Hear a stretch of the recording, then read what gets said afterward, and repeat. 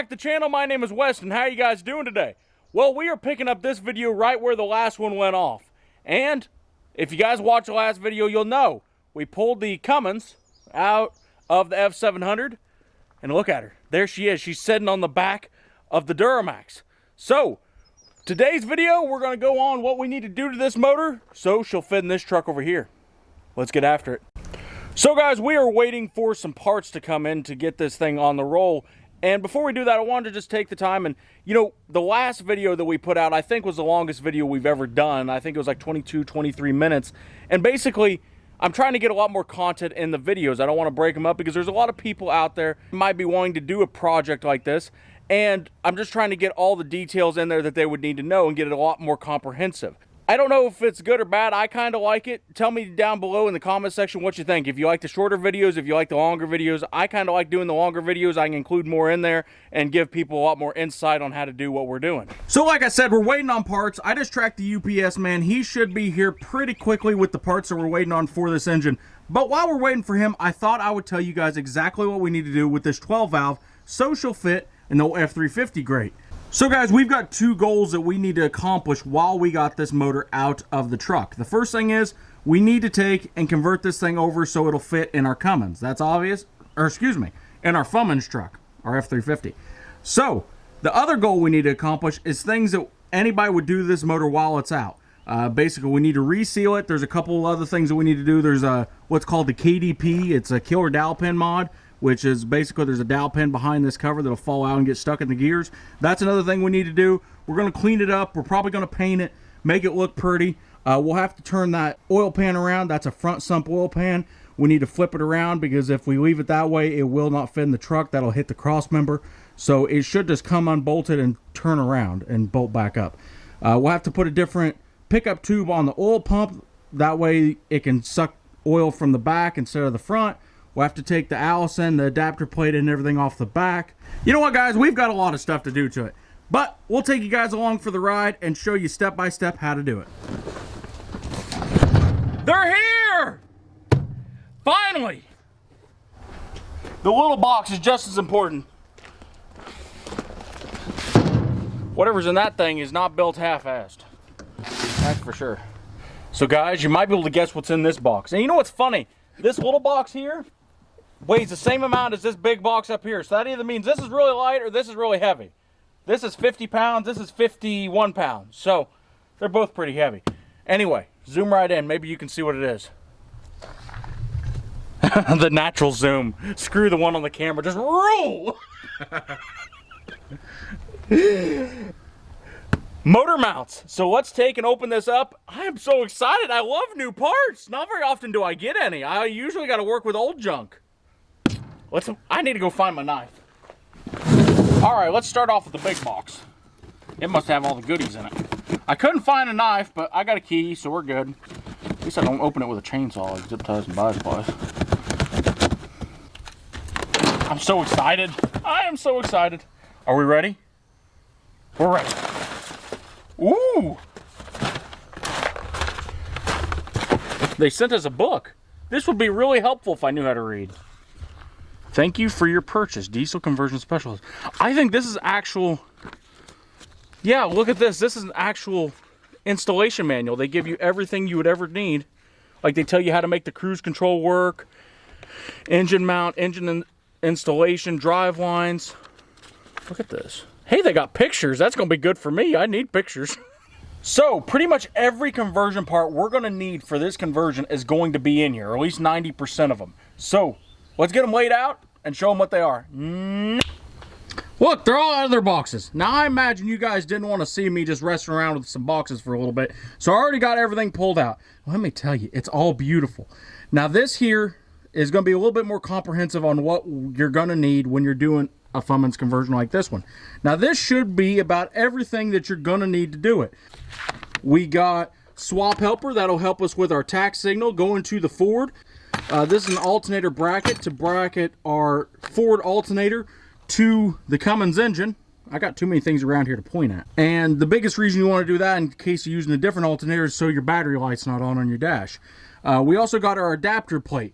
For those of you that don't know, we're not going to be using the Allison. We're going to actually use the 5R110 that's already in this Ford pickup. So that is going to adapt from the back of our Cummins to that 5R110. We also got our beautiful flex plate, which is going to mount to the back there, and that's going to bolt up to our 5R110 torque converter. One thing that I got to give these guys is all this stuff is built really, really well. I mean, these motor mounts, they did not skip on that. Look at that. I'd have to get a... but that is thick steel plate. That's a heck of a bushing. Them will work really well. I'm really happy. Hopefully one of these days, if we ever decide to throw 900 horsepower to it, this won't break. But look at that. That ain't gonna break. Look how thick that is. Look at that thing. Better not try to take a bite out of that. I might hurt my teeth. So guys, all these parts we got here come from Diesel Conversion Specialists, DCS, out of Montana. And they're really good guys. I reached out to them and they was kind enough to send all these parts to me. If you guys are looking for any Cummins conversion parts or are looking to do something like this yourself, I would highly recommend for you guys to reach out to them. Oh, Will and Dan, they're real nice guys. They know what they're talking about and they're real knowledgeable. Let's get right into the rest of it.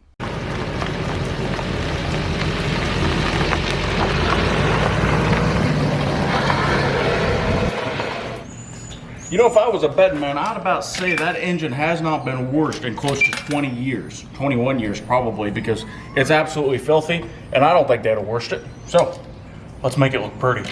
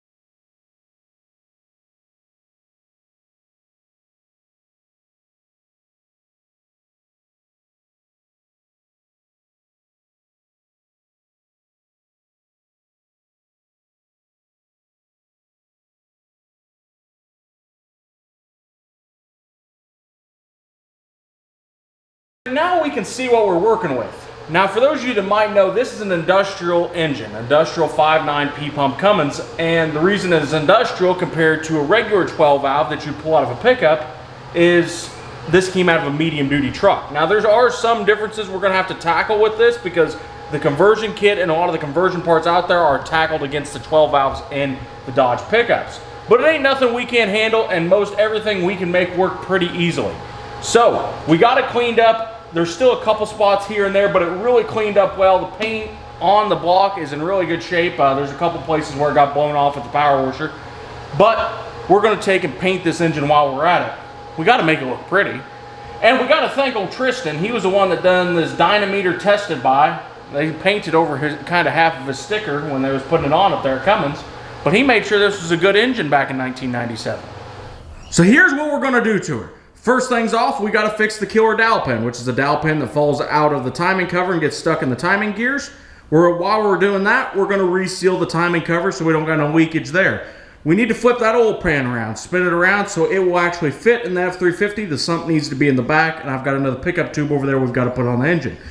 After we're done with that, we need to take the transmission bell housing and everything off here because we're not going to use that or need it for the F350. And before we put our adapter plate from DCS on there, we need to take and reseal the rear main. So we're going to put a new rear main on it. That way we don't have no leak in there.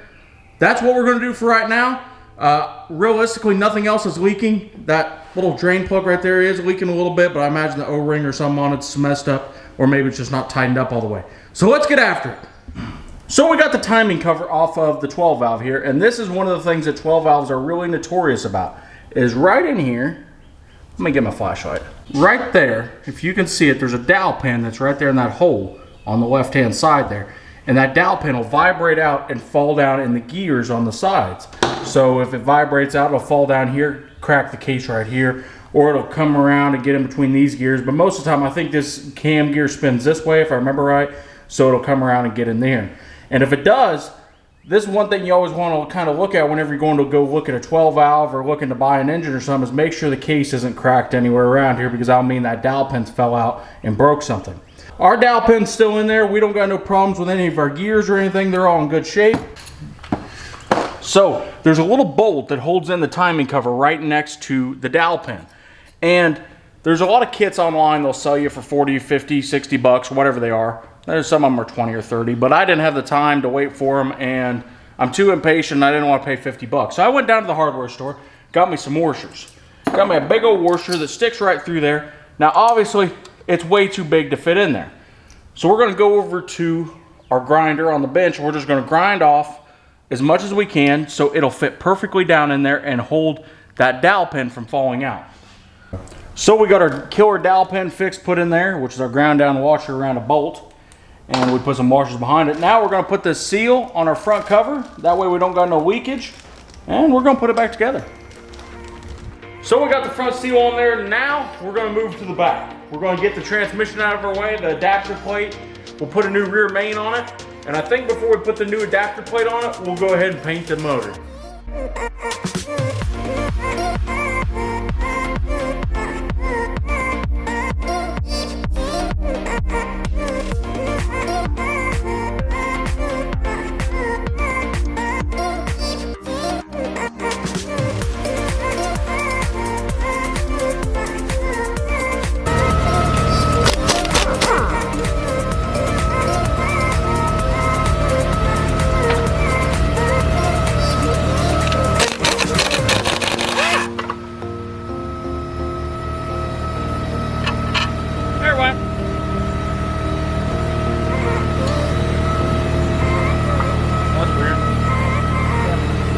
What are you doing? Taping up our engine so all the horsepower don't get out. No, we're actually taping up the engine so we can paint it. There's some things we don't want painted, so we're going to cover them things over. We don't want the ID tag for the pump covered over. That way we can tell what kind of pump we got. And I've been running into a debacle. The fuel filter was already red. Should I bother just taping it off? I'm going to do it anyway. I'm not a hack. Yes, I am. Who are we kidding? We might be a hack, but we don't want to be a hack. My God, this looks so professional. This looks how they do it on YouTube. Oh, wait a minute. Look at her. She's beautiful. She's power washed up. She's taped up. And now we need to paint her. So, let's grab some paint and let's get after it. You know, the guy up there at Orslin said, hey, if you're painting that engine that's going in a Ford, you can't use nothing but Ford paint. So he got me some gloss Ford red. I think this is the same color half of them 8 ends are. I don't know, it's tractor paint. Tractor equipment and industrial enamel. I don't know, it'll work. I'd like to find some Cummins red paint like they put on the ISXs and the bigger motors and like the N14s and stuff. But I think this stuff's pretty close, and red's red to me, so whatever. It's underneath the hood anyway, so if I make a mess painting it, then I don't gotta look at it that often.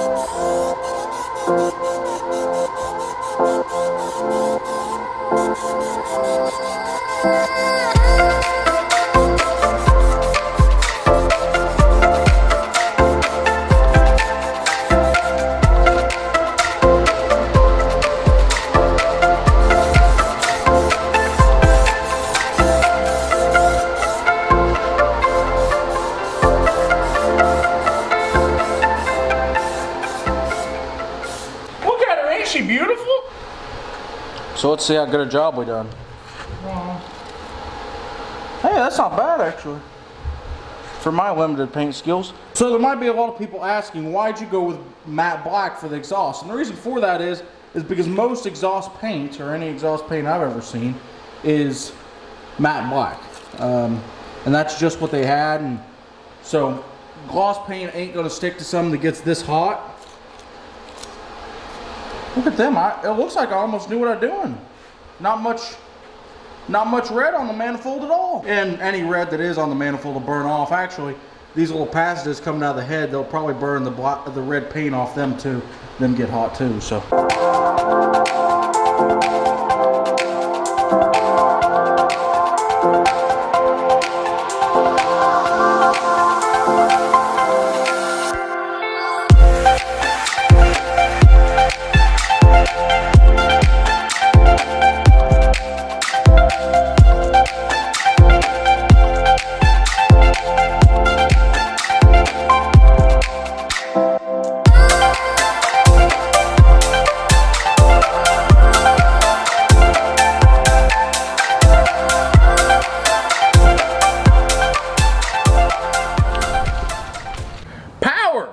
Now I know a lot of people have been wondering about what we're going to do as far as power, because everybody's like, you took out a 350 horsepower motor out of that beautiful F350 and you're going to put in a 200 horsepower motor. What kind of upgrade is that?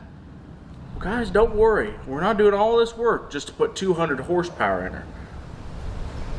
I guess you guys will just have to stay tuned for next time, but I think she's going to make just a tad bit more than that. So I think that's about the time we're going to wrap up this video. Now, I hope you guys subscribe, because we're going to get this thing put in there, get it running, and we've got a lot of other projects I think you guys will like. So, stay tuned with us, and we'll catch you guys next time. See ya.